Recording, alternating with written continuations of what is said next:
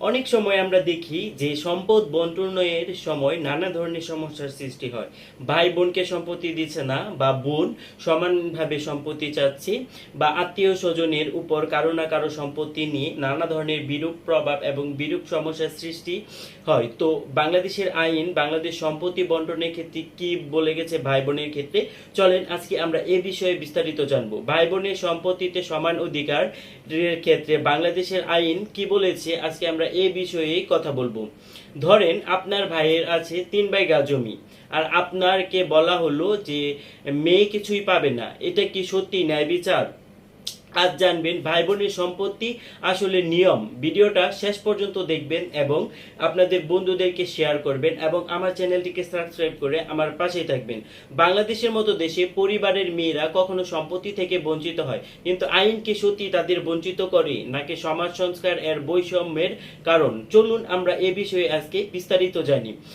ইসলামী উত্তরাধিকার আইনে বলেছে মুসলিমদের ক্ষেত্রে উত্তরাধিকার আইন শরিয়া থেকে, যেখানে ভাই পাবে 2% এবং বোন পাবে 1%। এবং ধরেন ভাই যদি 2 বিঘা জমি পায় বাবার, তাহলে সেই ক্ষেত্রে বোন পাবে 1 বিঘা জমি, এবং সেই ক্ষেত্রে বোন যদি একের অধিক থাকে তাহলে তারা দুজন মিলে পাবে 1 বিঘা সম্পত্তি। তবে তারা কখনোই পুরোপুরি ভাবে বঞ্চিত নয়, বোনের অধিকার আছে এবং সেটা আইন তাদেরকে অধিকার দিয়েছে। এখন আমরা একটু দেখি হিন্দু এবং অন্যান্য ধর্মে কিভাবে সম্পত্তি বন্টন হয়। হিন্দু উত্তরাধিকার আইনের অবস্থা একটু ভিন্ন।